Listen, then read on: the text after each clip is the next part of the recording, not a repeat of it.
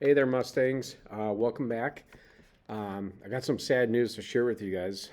Last night, my obese parrot passed away. It was a huge weight off my shoulders. All right, anyways, today we're going to be working on functions. We're going to be learning about introduction to functions. This is chapter 1, section 2.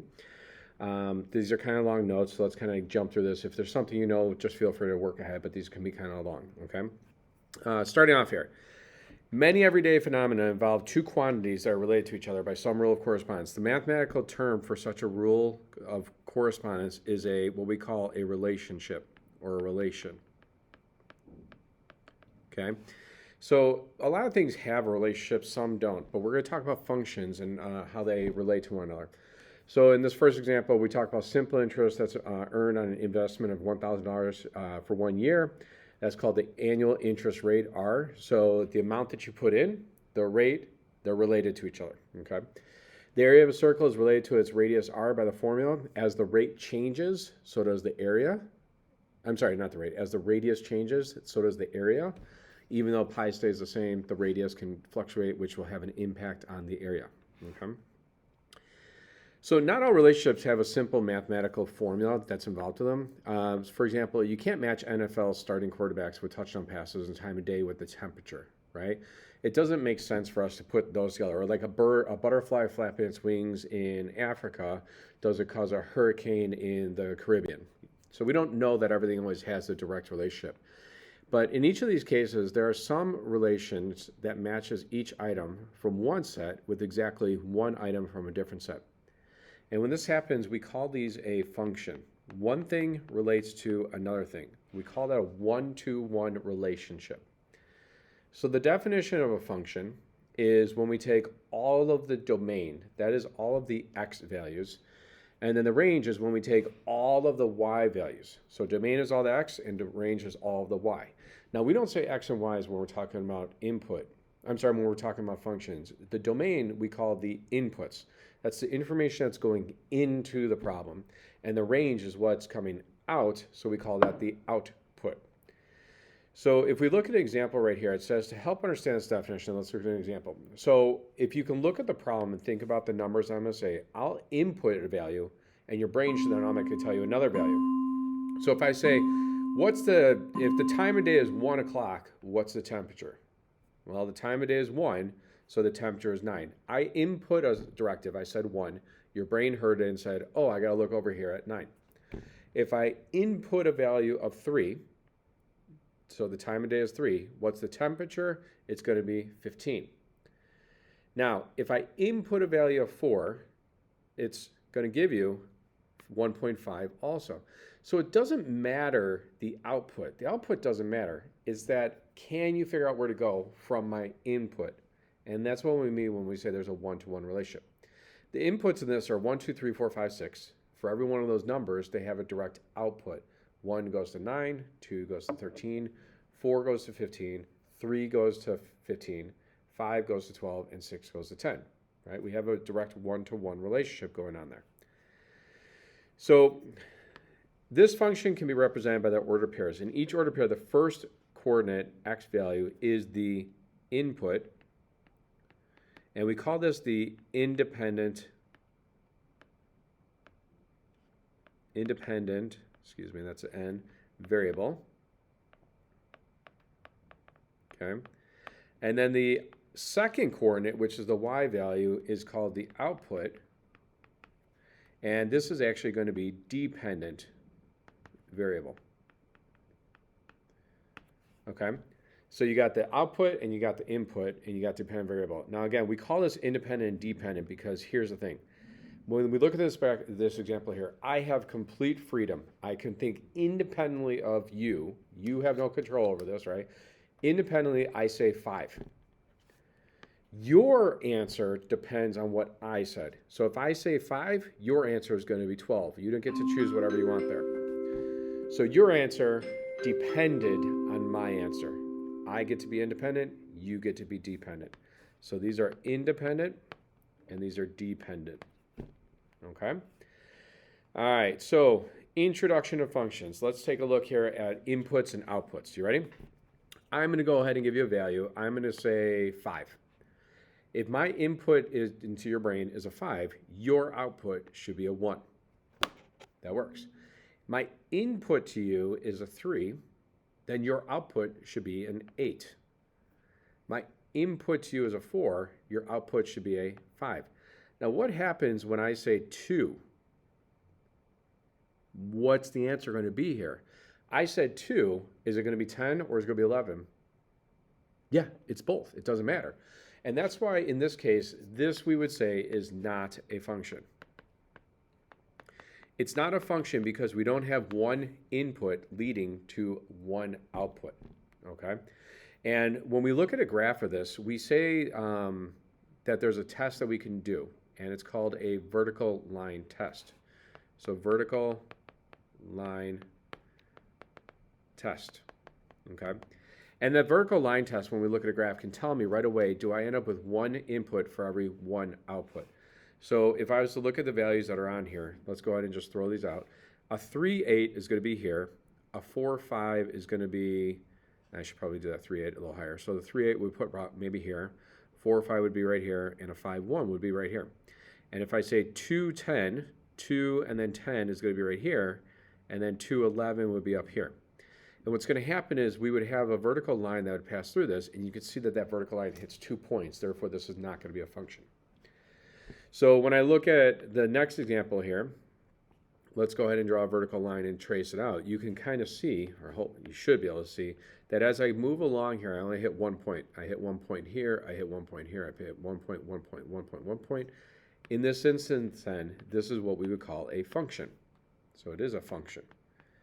Why? Because for every one input, there's one output. If I say to you, -2, you're going to go to -2 right here, and your output to your answer should be 3. If I put in an input, I tell you -1, your answer should be 0. If I put in 0 right here, your answer would be -1. If I put in a 1, your answer would be 0, and if I put in a 2, your answer would be a 3. So you can give me input, therefore it is a function. So in algebra, it is common to represent the functions by equations or formulas involving two variables. So for instance, y equals x squared represents a function of variable x. This equation, x is the independent, we already said. We're just putting it into an actual definition here. And y is the dependent variable. The blank of the function is the set of all values taken. So this is the domain. That's all the independent. And the range is all of the outputs, or the dependent values, okay? So function notation is simply saying, instead of just having x's and y's, we say a function in terms of x, okay? And so we just stop using y, we start using like actual scenarios. So you'll see we talk about things in terms of finances, or rates, or number of people, or time. We don't always use the same variable x and y for those things. So we use other variables, which you'll see in a moment. But your input is always x. Your output is always f of x. Again, that's the same as saying y. So this is the same as saying y. So you're used to saying y is equal to 1 minus x squared. Now we're going to say f of x equals 1 minus x squared. That's function notation. So looking at this example here, it says, let's find the value of each function given this information. So looking at the first one, it says g of 2. Here's what this actually means. When x is equal to 2, what does y equal? So that's what this is asking. So sorry, my writing is terrible there. But it says, when x is equal to 2, what does y equal? That whole sentence can really be summarized by this little statement right here, g of 2. And so what do we do when we're asked that? Well, we're going to take g, and we're going to go ahead and put in 2. And that means that in our function that we have up here, that negative x squared plus 4x plus 1, that means that every time that we have an x, we're going to go ahead and simply put in what x is equal to, which is going to be a positive 2. Okay, and then once we're done with that, we just go ahead and do orders of operations. So we're going to get -4 plus 8 plus 1 should end up equaling a 5 for the overall answer for that. So we would say that g of 2 is equal to 5. And so as a coordinate, it would be like a 2 and a 5 if I was asked to write a coordinate. Okay? And you do the same thing for the other stuff. So when it says g of t, what does that equal? It's saying that every time we have an x in this problem, we're going to put t in place of it. So that means that g of t is going to equal a negative t squared plus 4t plus 1. So we're just changing x to a t. For letter C, this is where it gets a little bit tricky. What this says is now that we have a function, g of x, it says that every time we have an x, we're going to replace it with an x plus 2. Okay, so we're going to shift our graph. So what would that look like? G of x plus 2. I'm going to write this kind of big so we have space here. So we have negative squared 4 and plus 1. And what we're going to do is we're going to take that x value that we had in my original function there. So the original x's that we had right here and here. We're going to take those x's and we're going to replace them with that quantity, that x plus 2. So what would that look like? Well, we're going to throw in an x plus 2 here, and we're going to throw an x plus 2 here. Okay? That's it. That's what the substitution looks like. But now let's go ahead and just simplify this. Okay? So this multiplied out is going to be x squared plus 4x plus 4. We're going to have a 4x plus 8 plus 1. And then let's put all of this stuff together. We're going to have a negative x squared.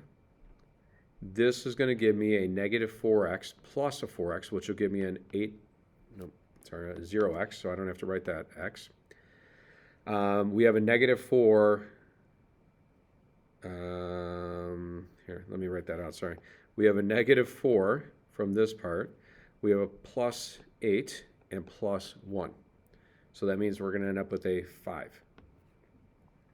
Okay?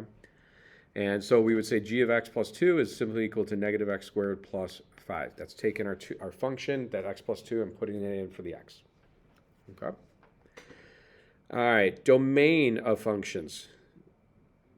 Domain is said that, like, basically when we have a function, we can put any value in for x.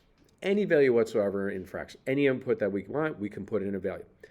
Now, there's two main instances where you cannot put in certain values for x. And that's what happens is that generates what we call an imaginary solution, or it generates a undefined value. And those happen when we have these two cases right here, when we have a fraction or when we have a square root. Well, why is this? Think about it. The only time we end up having restrictions when it comes to fractions is when the denominator ends up equaling 0. Why?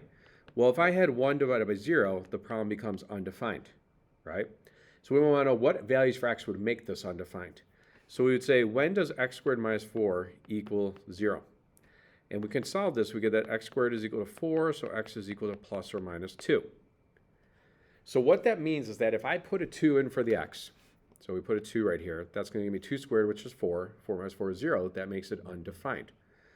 So now let's think about my answer in terms of a number line.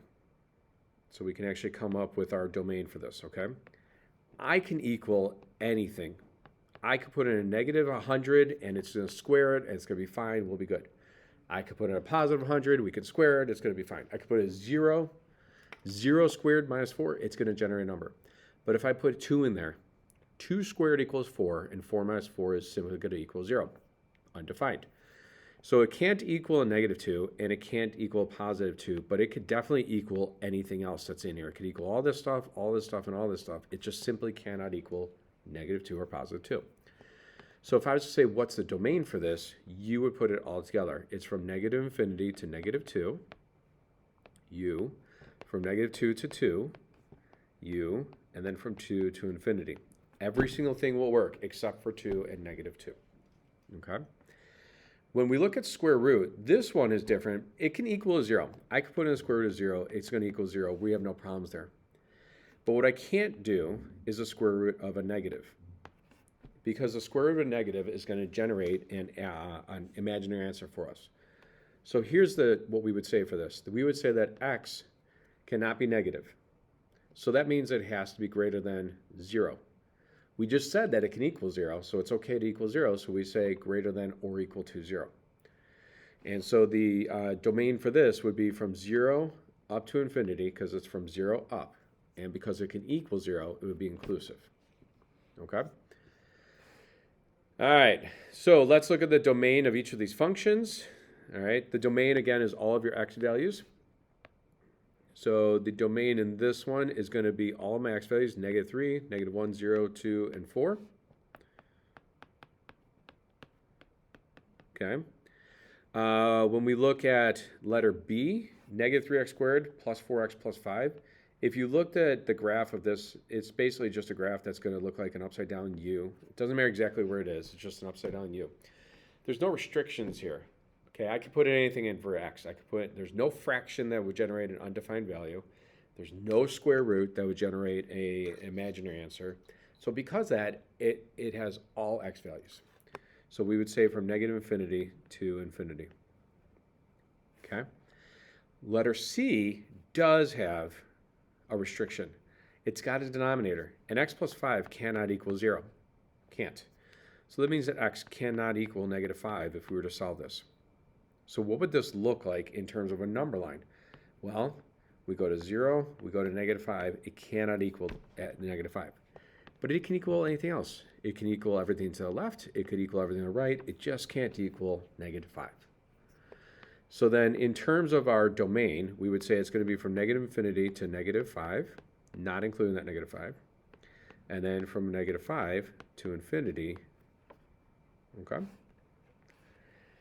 All right, couple more topics to try to cover here on this, all right? So interior design service employees. This is just a chart showing the the employees in the interior design services industry from 2007 to 2010. And what you see in this problem is that there's a couple of different trends going on. Like if we look right here, we can see that it's kind of going down at like a steady rate. And then we look at the second part, and you can see something changes. Management changes, processes changes, I don't know. But then you can see it starts to go up, and it starts to go up at like a steady rate. So there's two different functions almost going on here. And so we call this a piecewise function. That when we look at the data from year 7 to 10, so when we're looking at years from 7 to 10 right here, we have a certain trend going on that it's going down. So it's got like a negative slope here.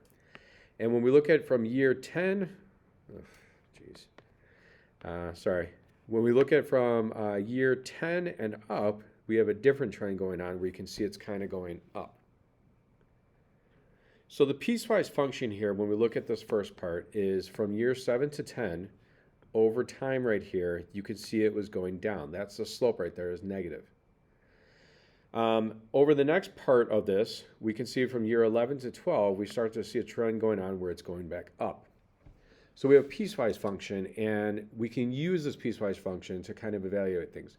You'll see piecewise function, in examples like, my wife used to do design work, and she was paid on commissions. And when she would sell between $500,000 and $1 million, she would get this percentage of her sales.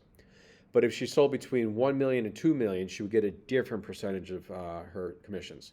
And if she was to sell between $2 and $3 million, she would get another percentage. And so each one of those functions was based off of how much money she was selling to determine how much percentage she was going to get of those sales in this piecewise function. So when we look at this one now, it says from 2007, t is equal to 7, okay? So in the year 2007, that's what they wanted to do in this example, that says where t represents the year with t equal to 7 corresponding, use this to approximate the number of employees for the year 2007 and the year 2011. So 2007 is, when you think about this, is going to be t is equal to 7. Well, if we look at where the 7 is at right here, this 7 right here, it corresponds with this 7 right here.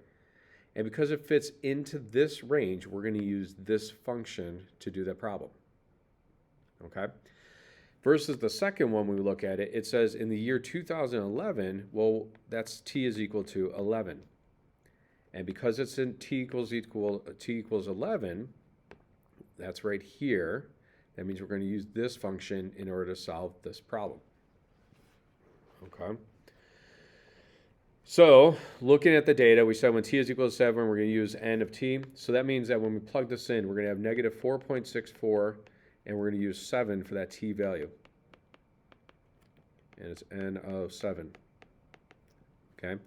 And we're going to get n of 7 is equal to, I don't have my calculator. I don't know why I did not prepare the thing to have my calculator with me. Sorry. All right. So what we're going to get is, the calculator does not work. Let me use this one. So we're going to do 4.64 times 7 plus 76.2. So we're going to get 43.72. Okay. For the next one, we're going to do n of 11. That means we're going to have 0.90 times 11 plus 20. So 0.9 times 11 plus 20. So we're going to get n of 11 is equal to 29.9. Okay. All right. So that's all. Then again, that just determines like approximate the number of employees. It was 43.72 and 29.2. And again, if you look at the data in this picture, it's the number in thousands. Okay, so that was how many people they had employed in thousands. All right, the last questions. This is a doozy. All right, I'm going to try to color code this as best as possible. This is called the difference quotient. This is the first time we're going to see this. It's not the last. We're going to actually do this when we get into calculus second semester. Okay, so what this function says is it's a multi-part function, so you have to be really neat and organized. This says that we're going to take x plus h and we're going to put it into our function that we have in our problem, this function right here. Okay, what does that look like? Well, I'm going to start off first by every time we have an x, I'm going to go ahead and replace it with a set of parentheses. Okay, in those parentheses, I'm now going to put x plus h in place of my x. Okay, this rule right here, this difference quotient, this is actually how we derive derivatives. So it's kind of exciting. You're almost doing, right now, you're almost kind of doing calculus without doing calculus. So this right here, we plug that in. That's going to be our f of x plus h. Okay, we're going to do minus, and now it says minus. We're going to take the original function that's going on here. So my original function right here is this function right here. Okay. And so we're going to take and subtract the original function, make sure you put in parentheses, and it's going to be x squared minus 4x plus 7. And then we're going to take that whole thing and we're going to divide it by h. Okay, so now we just got to do a whole bunch of algebra to clean all this up. You ready? For the first part there, that x plus h squared, multiply that out, we're going to get x squared plus 2xh's plus h squared. For the next part here, we're going to have minus 4x and minus 4h plus 7. And then we're going to distribute here. We're going to have minus x squared plus 4x, and then minus 7. And divided by h.